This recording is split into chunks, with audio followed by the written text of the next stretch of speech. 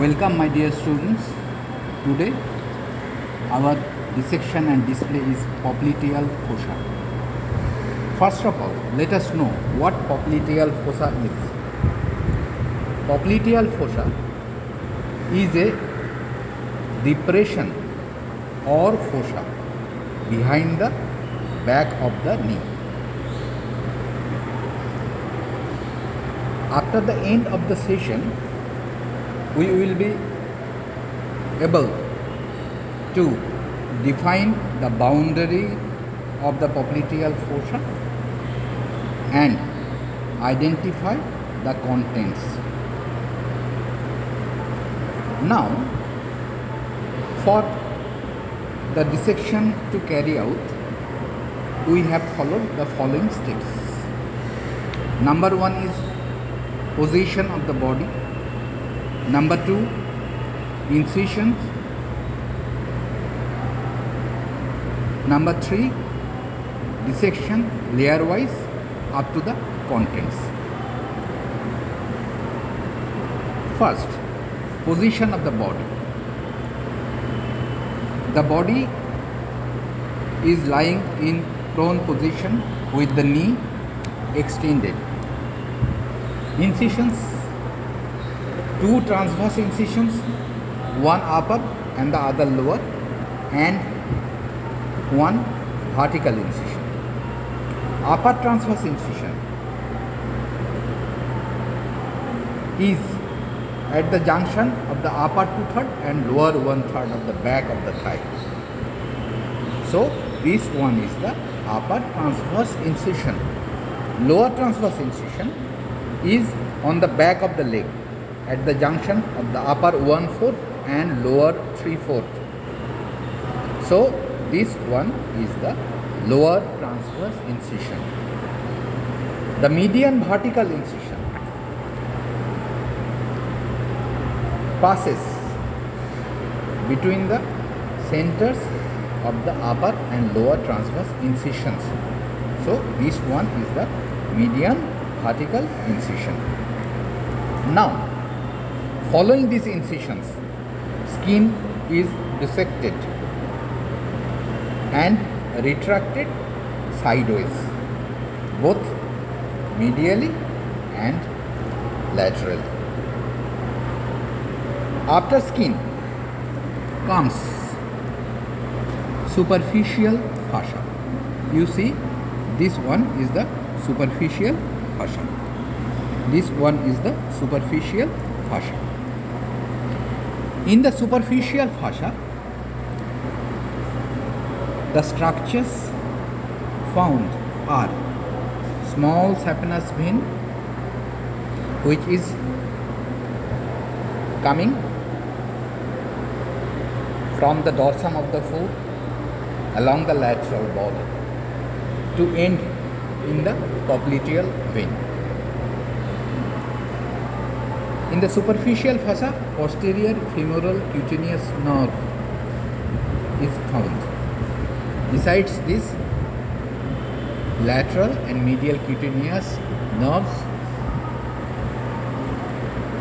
are also found in the superficial fascia. So, like that of skin, superficial fascia is dissected and retracted sideways. After superficial fascia comes deep fascia. You see, this one is the deep fascia. Here, superficial fascia and deep fascia are attached. Deep fascia lying over this region, I mean popliteal fossa,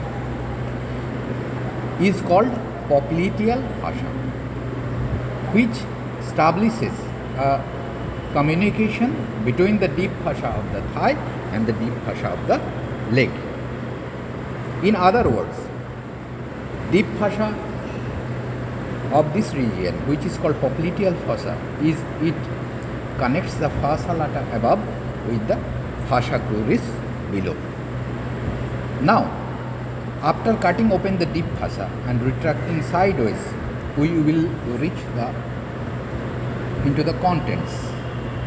We will reach into the popliteal fossa proper.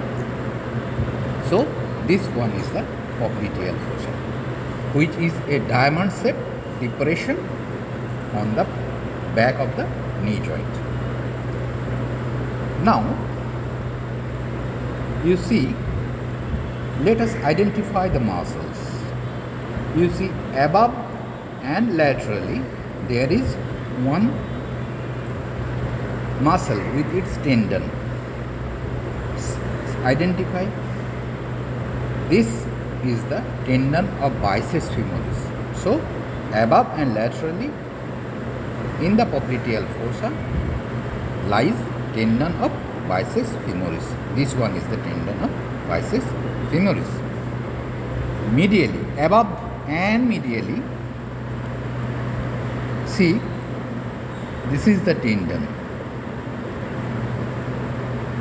This is the semitendinosus. Underneath semitendinosus, you will find one muscle. The name of the muscle is semimembranosus.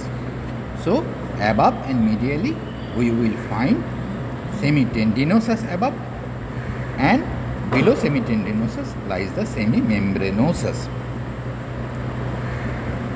Now, below and laterally, you see one muscle.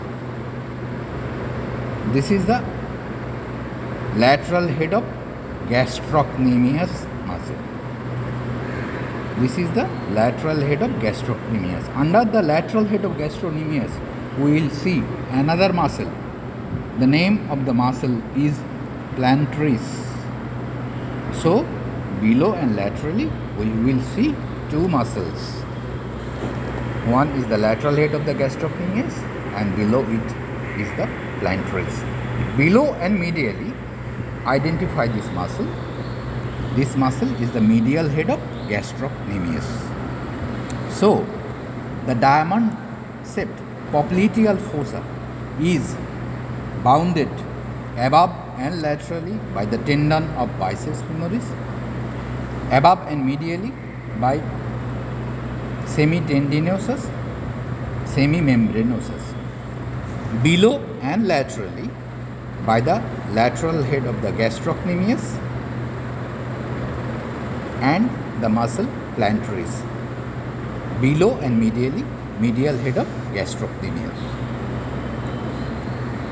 Now, the floor of the popliteal fossa over which these contents lies is formed from above downwards by the popliteal surface of the femur, oblique popliteal ligament. We cannot see it right now. Fascia covering the popliteus muscle and the posterior surface of the upper part of the tibia. So these form the floor of the popliteal fossa. What about the roof? Roof from superficial to deep is formed by skin, thereafter superficial fascia, thereafter deep fascia or popliteal fascia. This deep fascia is pierced by one vein. The name of the vein is small saphenous vein, which pierces the deep fascia to end into the popliteal vein, and piercing this deep fascia, popliteal fascia, posterior femoral cutaneous nerve becomes cutaneous in the upper part of the leg.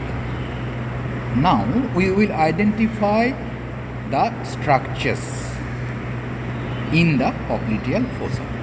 You see, laterally this is a nerve. This nerve is the common peroneal nerve. Medially there is another nerve which is very much present in the popliteal fossa. This nerve is the tibial nerve. Tibial nerve pursues a course in the popliteal fossa. Thereafter, identify one tubular structure. You see this structure. This is the popliteal vein into which the small saphenous vein drains. After popliteal vein, you see another tubular structure. This is the popliteal artery. This is the popliteal artery. Popliteal artery. What is popliteal artery?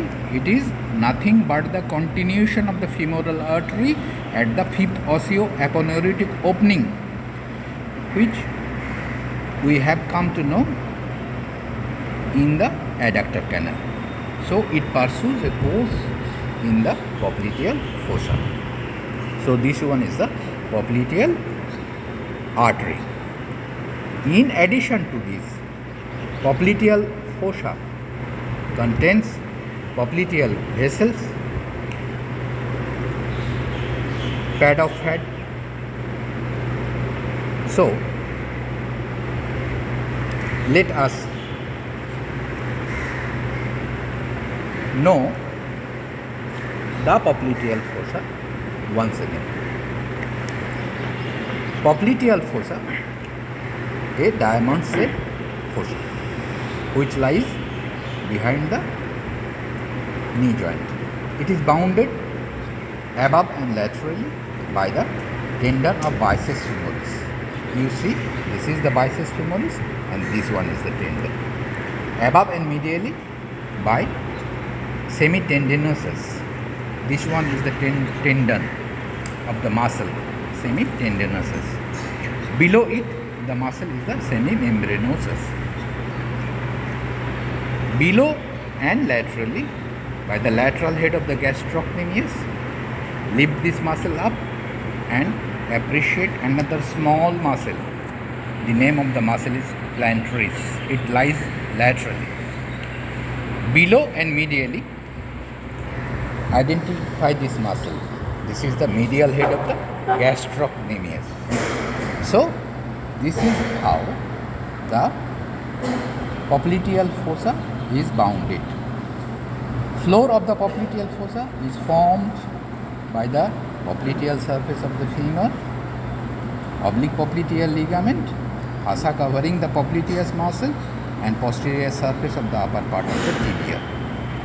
The structures in the popliteal fossa are most laterally the nerve. The name of the nerve is the common peroneal nerve. Thereafter, this is the tibial nerve.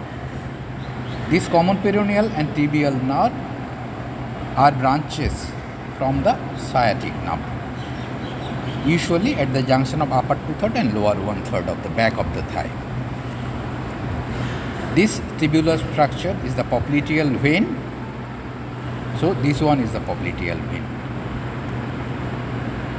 Another tubular structure after popliteal vein is the popliteal artery. That's all about the popliteal fossa.